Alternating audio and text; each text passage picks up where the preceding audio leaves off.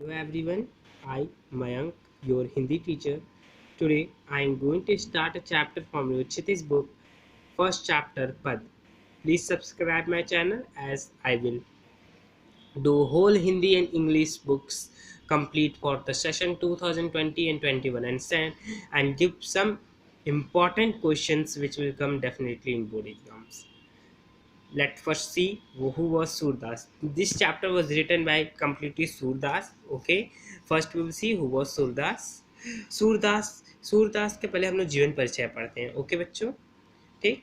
सूरदास कौन? सूरदास का जन्म 1478 में हुआ था. रुनकता या रेणुका क्षेत्र में हुआ था. उनका जन्म स्थान, कुछ विद्वान ऐसे थे कि उनका जन्म स्थान बलभद्र के पास सिही गांव को मानते थे. मतलब ऐसे भी कुछ लोग थे जो उनका जन्म स्थान बलभद्र के पास सिही गांव है वहां मानते थे. ठीक. और उनके कुछ यहाँ प्रमुख रचनाएं भी दिए गए हैं, जैसे कि सूरसागर, दूसरा साहित्य लहरी तथा सुरसावली.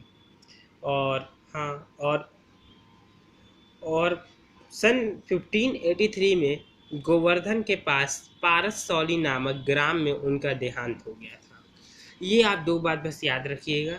उनका जन्म 1478 में हुआ था और उनकी मृत्यु 1583 में हुई थी. और उनके रचनाओं दो तीन को याद रखिएगा. ठीक. सूरसागर जैसे कि साहित्य लहरी और सुरसरावली. और इसमें एक बात और याद रखिएगा कि वैसे काशी नागरी प्रचारिणी सभा की खोज तथा पुस्तकालय में सुरक्षित नामावली है. ओके, ये तो सबको पता है. ठीक. के अनुसार सूरदास की ग्रंथों की संख्या 25 मानी जाती है. ये क्वेश्चंस कभी कभी मतलब एक बार आया था. बहुत मतलब ये जीके क्वेश्चंस में भी बहुत आते हैं क्वेश्चंस कि सूरदास की ग्रंथ कितनी मानी जाती है. तो इसका आंसर होगा 25 मानी जाती है. ठीक. अब हम आते हैं इस चैप्टर पे. तो देखिए, पहले तो इस चैप्टर का हम ओवरव्यू बताते हैं कि इस चैप्टर में है क्या क्या. ओके. तो इस चैप्टर में यहाँ पे जो ये मतलब चैप्टर है ना, ये चैप्टर जो है, ये this chapter was taken from Sursagar of Bhramargeet. ये भ्रमरगीट है. यहाँ मैं लिख देता हूँ भ्रमर. मेरा हैंडराइटिंग थोड़ा अच्छा नहीं है इसीलिए मतलब अच्छा नहीं लग रहा. ये भ्रमर गीत है. ओके. यहाँ सूरसागर के भ्रमर गीत की 4 पद लिए गए हैं. ओके. कृष्ण ने मथुरा जाने के बाद स्वयं न लौटकर उद्धव के जरिए गोपियां के पास संदेश भेजा था. उद्धव के निर्गुण ब्रह्मा एवं योग का उपदेश देकर गोपियों की विरह वेदना को शांत करने का प्रयास किया. मतलब इस चैप्टर में यह है कि जब श्री कृष्ण मथुरा चले गए तब उन्होंने गोपियां को शांत करवाने के लिए उद्धव को भेजा. उद्धव उनके परम मित्र थे. उन्होंने भेजा और वो सोचे कि चलो गोपियां इससे शांत हो जाएंगी. लेकिन नहीं, ऐसा नहीं हुआ. वो उनकी और विरह वेदना को मतलब और उनकी जिज्ञासा को और बढ़ा देता है. आपको बता दें, ये क्वेश्चंस भी आते हैं. ये क्वेश्चन तो आएगा ही आएगा डेफिनेटली है कि सॉरी, यह कविता किस गीत के आधार पर है. तो ये आप याद रखिएगा, मैंने लिख के भी आपको दिखाया, भ्रमर गीत. ओके. और यहाँ पे जैसे कि आपको बताते हैं, गोपियाँ ने भ्रमर के बहाने उद्धव पर व्यंग बाण छोड़े हैं. गोपियाँ ने जैसे यहाँ उनके बगल में भ्रमर आके आप देख सकते हैं, जैसा कि ये है भ्रमर. ये मतलब भौरा होता है, इसको भौरा कहते हैं. उसी के बहाने इसी को बोलते हुए इन्होंने उद्धव को बोला, बट इन्होंने दिखाया कि मैंने इसको बोला है, नहीं कि इनको. ठीक. तो क्या क्या बोली वो भी थोड़ा सुन लेते हैं एक बार. पहले पद में गोपियां की यह शिकायत वाजिब लगती है कि यदि उद्धव कभी स्नेह के धागे से बंधे होते तो विरह की वेदना को अनुभूत अवश्य कर पाते. ये जो पूरा पद है यहाँ पे आपको दिखा दूँ, ये जो पूरा पद है, ये पूरा पद में गोपियां ये कहती हैं कि अगर उद्धव खुद प्रेम की वेदना में अगर रहते तो कभी उनको ऐसा नहीं करने की ज़रूरत रहती। वो कभी आते नहीं, उनको समझ में आता कि क्या है मतलब प्रेम का विश्वास कैसा है। ठीक, दूसरे पैराग्राफ में इन्होंने बताया है कि गोपियाँ ने श्री कृष्ण को फिर बताया कि प्रेम की गहराई में जाकर अभिव्यक्त नहीं हो पाए हम लोग, अभिलाषाएं रह गई हैं हमारी। ठीक है, ठीक। और तीसरी और चौथी में तो वो उन्होंने व्यंग किया है श्री कृष्ण को। ठीक, देखिए मैं वीडियो ज़्यादा लंबा नहीं खींच रहा हूँ। ठीक, the video starts from now, the chapter पद is starting from now, first para of the chapter. Uddhav तुम हो अति बड़ भागी, उद्धव तुम बहुत भाग्यवान हो। अपरस रहत स्नेह तगाते नाहिन मन अनुरागी। अपरस रहत, देखिए यहाँ पे एक ऐसी बात है, मतलब यहाँ पे गोपियाँ यह कह रही हैं उद्धव को कि तुम श्री कृष्ण के पास रहकर भी तुम वास्तव में बहुत भाग्यवान हो, क्योंकि तुम श्री कृष्ण के पास रहकर भी तुम उनके प्रेम संबंध में नहीं बन पाया आज तक, उस सब से दूर रहे, तुम्हारा मन तो किसी के प्रेम में अनुरूप तक नहीं है। ठीक, उसके बाद है पुरैन पात रहत जल भीतर तारस देह न दागी। पुरैन पात मतलब कमल का फूल, जिस प्रकार जल के भीतर रहता है उस पे एक बूंद भी पानी का नहीं लगता, उसी प्रकार। और फिर यहाँ देखिए ये क्वेश्चंस आते हैं कि मतलब गोपियों ने उद्धव को क्या क्या व्यंग छोड़ा था। तो आपको एक याद करना है, पुरैन पात मतलब आपको बता दें कि पुरैन पात का मतलब यहाँ पे होता है कमल का फूल। कमल का फूल आपको याद रखना है कि जिस प्रकार पानी में रहता है उस पर एक बूंद भी नहीं होता। और इसी प्रकार दूसरा भी उन्होंने व्यंग डाला है कि जो चल महा तेल की गागरी बूंद न ताको लागी। जिस प्रकार अगर एक गागरी होता है ना, घड़ा को अगर आप पानी में डालते हो उस पर तेल लगा के, ये नहीं कि ऐसे डालते हैं, अगर उस पर तेल लगा रहेगा ना तो वो कभी भी इस पे पानी का एक बूंद नहीं पकड़ता। उसी प्रकार यहाँ कह रही हैं गोपियाँ कि तुमने तो प्रीति नदी में मतलब प्रेम की नदियां में तभी तो तुमने अपना पांव डूबा हुआ ही नहीं है। सॉरी, दृष्टि न रूप पर आगी। यहाँ पे ये मतलब यहाँ पे तो इन्होंने बताया कि इसलिए न तो तुम रूप पारखी हो ना ही प्रेम के भाव को जानते हो। अब यहाँ सूरदास अबला हम भोरी गुर चाटी जो पागी। हाँ, ये आप एक बार इसको मतलब देख लीजिएगा, ये वाला आपको बता देते हैं। ये वाला जो है ना, ये वाला लाइन बहुत ही ये भी अच्छा लाइन है, आता है कभी कभी, पूछ लेते हैं। देखते हैं। हाँ, ये कह रहे हैं कि सूरदास जी, यहाँ सूरदास बताते हैं कि गोपियाँ, हे उद्धव, हम तो भोली भाली ग्रामीण अबलाएं हैं और हम श्री कृष्ण के रूप सौंदर्य में एकदम ढल चुके हैं। अगर हमको कोई उनसे अलग करेगा तो हम रह नहीं पाएंगे। उसी ने वही कहते हुए उन्होंने यहाँ पे एक उदाहरण दे दिया है कि गुड़ चाटी ज्यों पे आगी। जिस प्रकार चींटी अगर गुड़ से चिपट जाती हैं, अगर उसको अलग करो तो मर जाती हैं, उसी प्रकार हम गोपियाँ हैं, अगर हमको अलग करोगे तो हम लोग मर जाएंगे, हम लोग की विरह वेदना बहुत ज़्यादा हो जाएगी, हम लोग मर जाएंगे। यहाँ पे पहले पैराग्राफ में टोटली यही बात कहा गया।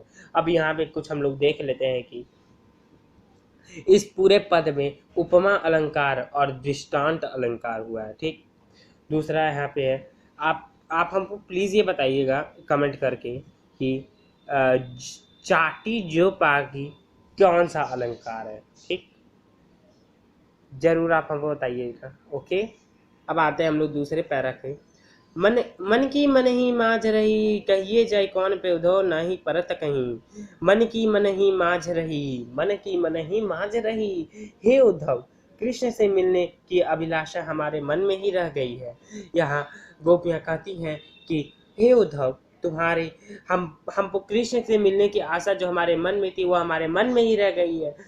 कहिए जाए कौन पे उद्धव, अब हम अपने मन की बात किससे कहें, ना ही परत कहीं, और यह सब बात तो किसी से कहा भी नहीं जाता ना। फिर यहाँ पे कहते हैं कि अवधि अवधि आधार आस अवधि आधार आस आवन की तनमन बिथा सही। बहुत बहुत ही अच्छी बात यहाँ लिखा है कि अवधि आधार आस आवन की। आपको बता दें, जो मतलब मेरा जो अंदर की बात है ना, वो बस मैं श्री कृष्ण को बताना चाहती हूँ और किसी को नहीं। हर पल कृष्ण के आने की उम्मीद हमारे मन में, हमारे शरीर में, हमारे तन मन शरीर दिमाग हर जगह स्थित था कि श्री कृष्ण आएंगे। तुम तन मन बिथा सही, या तन मन का मतलब जान लेना, तन मतलब होता है शरीर, मन मतलब मन बुद्धि जो भी आप कहते हैं वही। अब इन जोग संदेश सुनी सुनी बिरहिनी बिरह दही। ये भी अच्छा लाइन है। हमारा समय इसी आशा के सारे व्यतीत हो रहा था कि आप श्री कृष्ण आएंगे, लेकिन ऐसा नहीं हुआ। जिधर से हम विरह की आग में रक्षा करने के लिए पुकार लगाना चाहते थे, उसी प्रकार उद्धव से ही यह प्रचंड अग्नि की धारा प्रवाहित हो रही है। अब यहाँ सूरदास चाहती हुती गुहार जितहि तय उत तय धार बही। देखिए यहाँ पे मतलब गोपियाँ कहती हैं कि हम लोग व्याकुल हैं और ज्ञान योग का संदेश भेजकर हमें और विरह के अग्नि में डाल दिया। गोपियाँ कहती हैं कि उद्धव से कि हे उद्धव, एक जैसे कहती हैं कि हम श्री कृष्ण को इतने दिन से याद कर रहे थे और हम लोग को संदेश देकर श्री कृष्ण हम लोग को और विरह की आग में डाल दिए, मतलब हम लोग को और उनको याद करने के लिए प्रोत्साहित कर दिए। यहाँ पे सूरदास जी कहते हैं कि अब धीर दही क्यों मर ज्यादा ना लही। यहाँ सूरदास जी बताते हैं कि गोपियाँ कहती हैं कि अब हम धैर्य क्यों धारण करें, जब कृष्ण ने अपनी ही मर्यादा नहीं रखी, अपना ही धैर्य बांध टूटने के कगार पर रख रखा है। अब यहाँ हम आते हैं तीसरे उस पे। हम देखिए यहाँ पे श्री कृष्ण गोपियों ने श्री कृष्ण को बताया है कि मतलब किस प्रकार है वो, किसके उन्होंने उदाहरण एक दिया है। हमारे हरिहारिल की लकड़ी मन कर्म वचन नंदन और यह दृढ़ करी पकड़ी। बहुत ही मतलब फैंटास्टिक लाइन है कि हमारे हरिहारिल की लकड़ी, हमारे हरि जो है ना, मतलब हम श्री कृष्ण हारिल के, हमारे लिए हारिल की लकड़ी है। हारिल सॉरी हारिल एक पक्षी का नाम है जो अब जब भी वो उड़ता खाता बैठता जहां भी जाता, वो अपने पैर अपने पंजे में एक लकड़ी पकड़ा रहता है। ठीक उसी प्रकार मन कर्म वचन नंद नंदन, और मन कर्म वचन मतलब हमारे मन कर्म वचन हर जगह श्री कृष्ण का पकड़ रखा है। श्री कृष्ण को हमारे मन अंदर पकड़ रखा है, उनको अलग करोगे तो मर जाएंगे। जागत सोवत स्वप्न दिवस निशि कान्हा कान्हा जकरी, मतलब हम जागते हुए हम सोते हुए हर दिन, ऐसा एक भी दिन नहीं है जिस दिन नहीं, हर समय हम लोग कान्हा कान्हा बस करते रहते हैं। सुनत जोग लागत है ऐसे जो करुई ककरी। जो हे उद्धव, जो आप जोग लाए हैं, जो आप जोग संदेश लाए हैं, उसको सुनकर तो लगता है कि हमको करुई ककरी खाने को कोई दे दिया है। मतलब खराब ककरी, मतलब कड़वी ककड़ी, वी कैन से दैट। सूता व्याधि हमको ले आए देखी सुनना करी। बहुत ही, ये भी आपको बता दें कि बहुत ही अच्छी लाइन है और ये मतलब आता भी है एग्जाम में।